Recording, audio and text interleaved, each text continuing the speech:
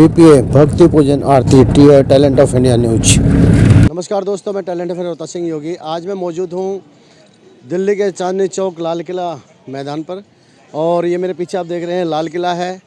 और आज यहाँ पर आज से कार्यक्रम शुरू किया जा रहा है विक्रमादित्य जी के जीवन पर आधारित। और विक्रमादित्य जी ने क्या कुछ उपलब्धि हासिल की थी और विक्रमादित्य जी से प्रेरित होकर कितने लोग क्या कुछ कर रहे हैं, वो भी हम चीज़ें जो यहाँ पे देखेंगे। और आवश्यकता है आप अपने परिवार के साथ यहाँ पर पहुँचें, क्योंकि विक्रमादित्य जी के द्वारा जो भी जन के कल्याण के लिए कार्य किए गए थे वो चीज़ें दिखाने की आवश्यकता है। और क्योंकि हमारी युवा पीढ़ी को अगर और आने वाली जनरेशन को अगर ये नहीं पता होगा तो सोचकर देखिए हम अपना इतिहास भूलते चले जाएंगे, जो हमें सबसे ज़्यादा ज़रूरी है अपने आने वाली पीढ़ी को बताने के लिए। तो बने रहिए टैलेंट ऑफ इंडिया के साथ। वितरित किया है, इसमें से आपको सब कुछ जानकारी अवॉर्ड का मिल जाएगी। इसके अलावा जो इसकी परिकल्पना विक्रम की विशेष तौर पर है, महाराजा विक्रमादित्य की जो पूरी सोच थी और उस पर उनके साथ में कौन नवरत्न थे और किन किन राजाओं और किस तरीके से उन्होंने शासन किया, उसकी जानकारी इस दूसरे ब्रोशर में भी दी गई है। इंटरेस्टिंगली इसके साथ में एक जो हम लोगों ने आप लोगों के बीच में पहले ही कार्ड्स वितरित किए थे, उसमें आपने शायद ध्यान दिया हो, उसमें स्कैन QR कोड भी दिया गया है। उस QR कोड के माध्यम से भी दोनों ब्रोशर्स को आप लोग डाउनलोड कर सकते हैं। आगे के लिए एक सॉफ्ट कॉपी ऐसे रखेंगे, आपको उसमें से बहुत जानकारी मतलब आपके आगे खूब सारे काम आते हैं। ऐसे ही एक कैलेंडर भी आप लोगों के बीच में दिया गया है।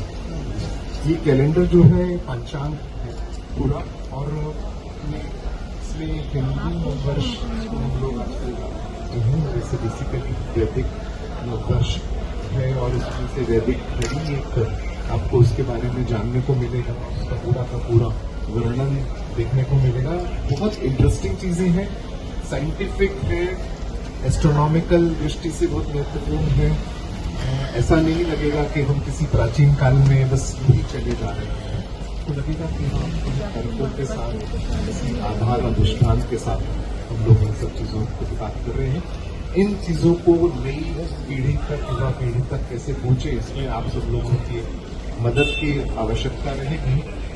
कल से जो आप लोगों के बीच में एक पासेस अलग से वितरित किए जाएंगे, तो मीडिया के लिए पासेस का ये मध्य प्रदेश का जो यहाँ इंफॉर्मेशन सेंटर है वो आप सब तक पहुंचाएगा। आप दिल्ली के जो अपने मीडिया बंधु हैं उनको, राजेश जी और सुरेंद्र जी को हम लोग निवेदन करेंगे कि इसमें ये पासेस हैं जिसपे M बीच में अच्छे से अंकित है, M फॉर मीडिया। ऐसा हम लोगों को विशेष तौर पर सिक्योरिटी एजेंसीज की तरफ से भी कहा गया कि आप इस तरीके से करेंगे तो आइडेंटिफिकेशन में आसानी रहेगी।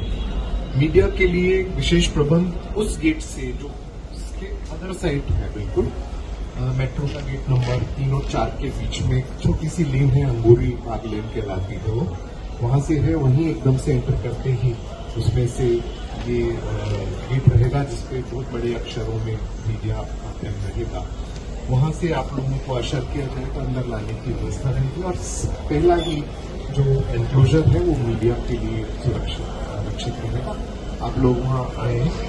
कैमरास के बारे में एक थोड़ी सी समस्या ये है, आप शायद महसूस करते होंगे, टीवी कैमरास को हम लोग इसमें एनकरेज नहीं करेंगे, इसलिए कि जब पीछे बैठे हुए 6000 लोग हैं, जब आप कैमरा अपना लगाते हैं तो सभी का बीच में से व्यू अवरुद्ध होता है। और आप सब लोगों को देखा होगा, हमेशा सब लोग कहते हैं बैठ जाओ बैठ जाओ बैठ जाओ, यहाँ से हट जाओ। उसके लिए हमने एक दूसरी व्यवस्था की। वो व्यवस्था ये है कि हम यहाँ पर एक स्विचर लगा रहे हैं, आप सब लोगों को उसमें से आउटपुट आसानी से मिल जाएगा। 2 तरीके का आउटपुट है, एक HDMI वाला भी उसमें है और एक जो नॉर्मल आउटपुट आपके लिए रहता है। दोनों तरीके के आउटपुट्स अवेलेबल रहेंगे। आप कैमरामैन पधारे, आप सबका स्वागत है। आउटपुट आप उसमें से अपने लिए, आपके लिए इनपुट हो जाएगा, वो इनपुट लें। आपको बहुत अच्छी क्वालिटी उसमें से 4K की रहने वाली है, पूरी एडिटेड रहेगी, क्योंकि वो स्विचर के माध्यम से आ रही है। आपके लिए और भी चीजें आसान हो जाएंगी क्योंकि हमारे बहुत सारे कैमरास अलग अलग जगह स्टेशन है। वो आप सब लोगों को पूरा दृश्य अच्छे तरीके से सारा का सारा फीड इंस्टेंटली देते रहेंगे। तो मेरी विशेषकर राजेश जी आप लोग इस चीज पर थोड़ा सा ध्यान देंगे कि दिल्ली के कैमरास जो हैं जितने भी अपने मीडिया भाई बहन हैं उनसे इस चीज का एक विशेष निवेदन करें कि कैमरास अपने मोबाइल इज ओके और मोबाइल में भी हम प्रयास करें कि आगे खड़े ना हो कि पीछे वाले आपको बैठाएं, फिर वो अच्छा नहीं लगता ऐसा दृश्य उत्पन्न हो। तो आप लोग इस पर थोड़ा सा ध्यान देंगे, हमारे साथ भी सहयोग करेंगे और अपनी जनरल पब्लिक जो इसको देखने आ रही है उनकी भावनाओं का भी थोड़ा सा हम लोग सब मिलकर सम्मान करेंगे, ऐसा आप सब लोगों से निवेदन है। उसके अलावा जिस तरीके की भी आपको और कुछ आवश्यकता लगेगी राजेश जी और गुरु जी उसके लिए आप लोगों के बीच में लगातार उपलब्ध रहेंगे। हम लोग भी उपलब्ध हैं यहाँ आयोजन स्थल पर। आज शाम की जो शोभा यात्रा है उसमें एक विशेष निमंत्रण है आप सब लोगों के लिए फतेहपुरी चौक, फतेहपुरी मस्जिद के बिल्कुल ठीक वहां से दिल्ली की मुख्यमंत्री जी श्रीमती रेखा गुप्ता जी वहां से तिलक लगाकर महाराज विक्रमादित्य का अभिनंदन करेंगी, इनका स्वागत करेंगी। उसके बाद वो कुछ देर के लिए उनके रथ में सवार होकर साथ में उस शोभा यात्रा में शामिल भी रहेंगी। सारा जितने भी कलाकार हैं और जितने भी घोड़े और अदर थिंग्स हैं और नपीरी बैंड एक्सेट्रा जो भी आवश्यकता होती है एक शोभा यात्रा में वो सब साथ रहेंगे। वहां आपके कैमरास जहां जहां रहना चाहें आप सबका स्वागत है। आप आए उसको डायरेक्ट फीड डायरेक्ट लाइव भी करना चाहें तो बहुत अच्छा लगेगा हमको और दिल्ली के लोगों को इस बारे में जानकारी भी मिलेगी कि ये सब किस लिए आयोजन किया जा रहा है। तो आज शाम को 5 बजे का हमने समय दिया है, 5:15 बजे के करीब ही प्रारंभ हो ही जाएगा क्योंकि उनको मुख्यमंत्री जी को फिर आगे निकलना है। यहाँ आने के बाद में आज फुल ड्रेस रिहर्सल है। फुल ड्रेस रिहर्सल के दौरान भी अगर आप लोगों के कैमरास आ सकेंगे तो आप लोगों के अच्छा रहेगा। वैसे हम उसके लिए भी फीड और इन सब चीजों की व्यवस्था रखेंगे। आए और आप पूरे के पूरे प्रदर्शनी स्थल और पूरे के पूरे प्रेमिसेस का भ्रमण अपने मन से कर सकते हैं। आज किसी तरीके की रिस्ट्रिक्शंस नहीं रहेंगी। तो जैसा आप लोगों को उचित लगे आप लोग पधारिए, हम लोगों को किसी तरीके की व्यवस्था कि समाज के विकास के लिए जो बहुआयाम जो होते हैं, चाहे वो उद्योग व्यापार की बात हो, चाहे फिर वो न्याय की बात हो, शौर्य पराक्रम की बात हो, साहित्य, संस्कृति, खगोल विज्ञान और जो जीवन के जो अनुषंग हैं, धर्म है, सबको लेकर उन्होंने काम किया और उनके न्याय के लेकर, उनके शौर्य को लेकर बहुत सारी कथाएं जो हैं आज भी न केवल हिंदी क्षेत्रों में, न केवल हिंदुस्तान में बल्कि देश के बाहर भी, चाहे वो मुल्तान हो पाकिस्तान का जो क्षेत्र है, चाहे वो पूर्वोत्तर भारत में हो, चाहे वो ईरान में हो, अरब वाला जो संसार है वहाँ हो, रशिया में हो, यूक्रेन में हो, तो उन सब की कथाएं वहाँ भी मिलती हैं, चाइना में भी मिलती हैं। तो ऐसे लोकप्रिय लोकनायक के बारे में या राष्ट्र पुरुष के बारे में हमारा प्रयास है कि हम उनकी जो कीर्ति गाथाएँ हैं और उनसे जो उस विरासत से जो हम सबक लेकर समाज का किस तरह से सर्वांगीण विकास कर सकते हैं उसका हम प्रयास करें। और जी अगर बात की जाए आज की जो जनरेशन है हम कैसे उन तक ये बातें पहुंचा सकेंगे, विक्रमादित्य जी ने क्या कुछ उपलब्धियां जो हासिल की थी और कैसे कैसे जो है देश की भलाई के लिए उन्होंने जो कार्य किए हैं, बिल्कुल सनातन संस्कृति के लिए उन्होंने कार्य किए हैं। एक मिनट सर। जी सर परिचय दीजिए और क्या कुछ कार्यक्रम किया जा रहा है और कब स्टार्ट होगा ये और कब तक रहेगा? देखिए, मैं श्री राम तिवारी हूँ। महाराजा विक्रमादित्य शोधपीठ जो है, जो इस सारे विक्रमादित्य संबंधित केंद्रित जो कार्यक्रम हैं उनके जो आयोजक करने वाली जो संस्था है उसका मैं निदेशक हूँ। और एक दूसरी भूमिका मेरी है, मध्य प्रदेश के जो मुख्यमंत्री हैं, माननीय मुख्यमंत्री जी, उनका संस्कृति सलाहकार के रूप में भी मैं काम कर रहा हूँ।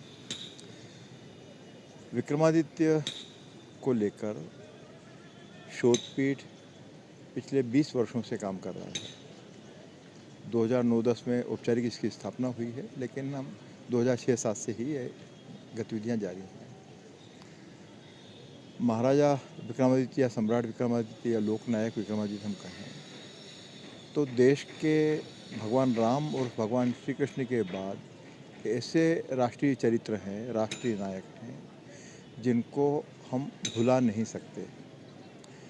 विक्रमादित्य वो शख्सियत हैं, देश के लगभग पहले स्वतंत्रता संग्राम सेनानी हमको कहना चाहिए, जिन्होंने आज से 2100 बरस पहले, जब ईसा मसीह भी दुनिया में नहीं आए हैं और जब दूसरे जो महान लोग हैं वो भी नहीं आए हैं, तब विक्रमादित्य ने विदेशी आक्रांता शकों को हिंदुस्तान से बाहर निर्णायक रूप से खदेड़कर जहाँ से वो आए थे वहाँ ले जाकर छोड़ा। और न केवल स्वाधीनता। मैं संस्कार भारती दिल्ली प्रांत का अध्यक्ष प्रभात कुमार हूँ। जी प्रभात जी, क्या कुछ कार्यक्रम है और क्या कुछ गतिविधियाँ रहेंगी इसके अंदर? देखिए, ये दिल्ली का सौभाग्य है कि यहाँ पर विक्रम संवत के प्रवर्तक सम्राट विक्रमादित्य के जीवन पर केंद्रित नाटक का मंचन हो रहा है। ये महानाट्य उनके पौरुष, पराक्रम, प्रजावत्सलता, न्यायप्रियता, उन गुणों का दिग्दर्शन कराएगा। तो इसलिए पूरी दिल्ली में बड़ा उत्साह है इस आयोजन को लेके। मध्य प्रदेश शासन का बहुत आभार कि उन्होंने दिल्ली में इस कार्यक्रम को करने का निर्णय लिया और बड़े उत्साह के साथ पूरे। अब यहाँ देख रहे हैं, यहाँ पर एक सांस्कृतिक एक प्रदर्शनी भी लगी है जिसमें सम्राट विक्रमादित्य का जो अवदान है वो भी रेखांकित किया है। साथ ही जो हमारे संस्कृति पुरुष हैं जिनका विभिन्न क्षेत्रों में बहुत योगदान है, उनकी एक प्रदर्शनी लगाई है, जिससे युवाओं को मालूम पड़ेगा कि भारतीय गौरवशाली अतीत कितना समृद्ध था। सर, क्या कमियां रह जाती हैं कि जितना हर्षोल्लास के साथ हम 31 दिसंबर के बाद 1 जनवरी का जो है नया साल मनाते हैं, जो अंग्रेजी नववर्ष है, क्या कारण है कि हम हिंदू नववर्ष को उतनी धूमधाम से नहीं मना पाते? नहीं, ये युग परिवर्तन प्रचार नहीं कर पाते। नहीं, मुझे लगता है कि ये जो आक्रांताओं का जो काल रहा 1000 वर्षों की दास्ता का, उसमें हम अपने इन परंपराओं को थोड़ी विस्मृत हो गए, भूल गए। पर अब ये युगांतरकारी परिवर्तन आ रहा है समाज के अंदर, तो मुझे लगता है इसमें परिवर्तन आएगा और लोग इसको धीरे धीरे अपने मूल की ओर लौट रहे हैं। क्योंकि हम देख रहे हैं, अब पहले लोग चर्चा कम करते थे, पर अब जगह जगह पर स्थानीय स्तर पे लोग भारतीय नववर्ष को बड़े उत्साह के साथ मना रहे हैं। तो ये एक सांस्कृतिक चेतना का पुनर्जागरण हुआ है।